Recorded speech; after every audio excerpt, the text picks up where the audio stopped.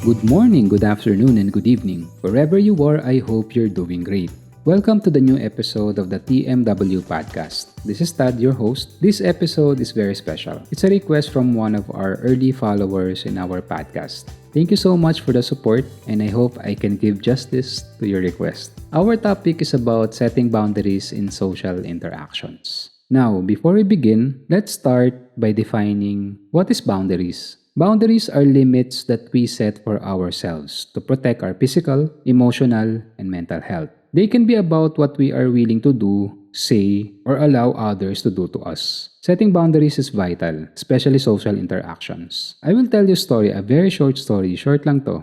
Bear with me. I had a teammate who reported to me professionally, one of the best and original account managers. I will mention the name later. She is a driven professional. One time, we will attend a networking event organized by the leading smartphone brand in the country, in the Philippines. It's her first time attending a gathering. She looks forward to meeting other customer and account managers, learning from their experiences and making valuable connections na rin. In an event, our primary objective, normally, is to make connections.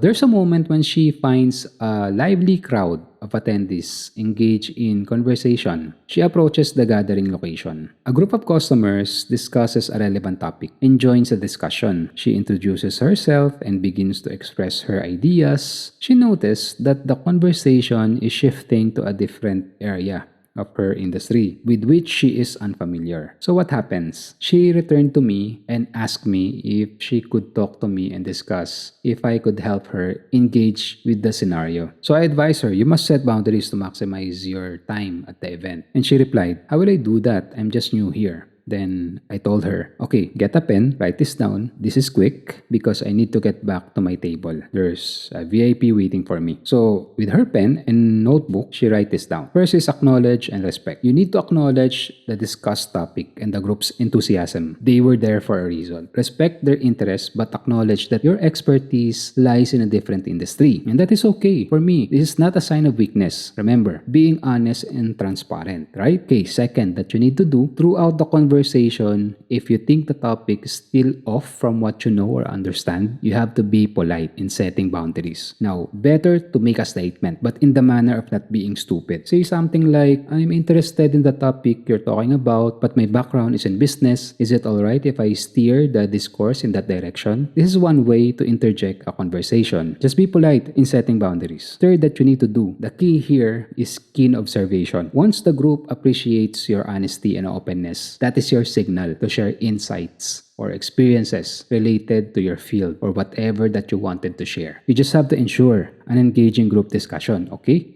This is what we call directing na the conversation. And fourth that you need to do, as the conversation flows in your direction and they are comfortable, you need to be a good listener as well. You have to understand their perspectives and learns from their experiences in different area of the discussion. This is where engaging and learning come in. And last, before you go or exit the group discussion, you must make a natural close. Expresses gratitude for the engaging conversation and suggests exchanging contact information to continue the dialogue or the conversation in the future. This is one of many ways of expanding your network. And let's call this tactic respectful closure and networking. And so the rest is history. She became one of our best account managers in the company. Her name is Marge, and she's working now in construction industry. Shout out to you, Marge. Okay, there are some key takeaways here. By establishing limits in this case, she successfully navigated the networking event, ensuring that her experience was utilized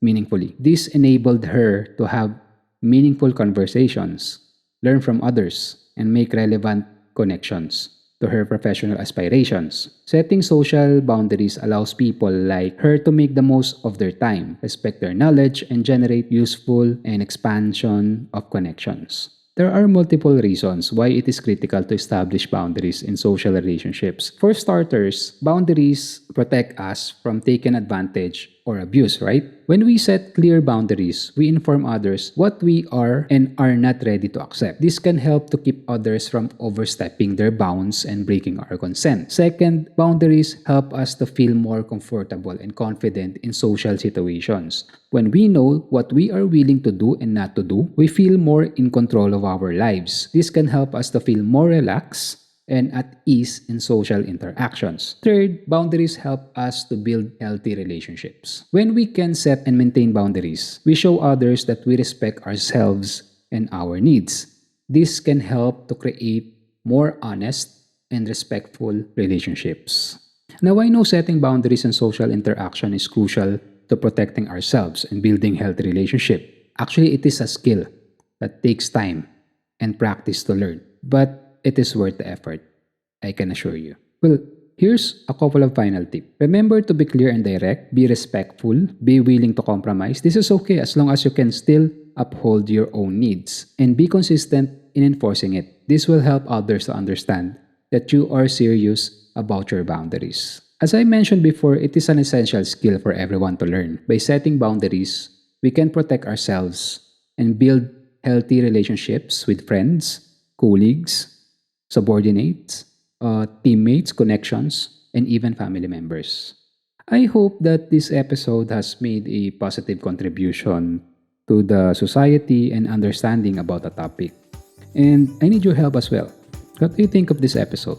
You can comment if I miss something, and I will do my best to respond. For now, thanks for listening. Stay safe and healthy, and always be nice to everyone. Bye.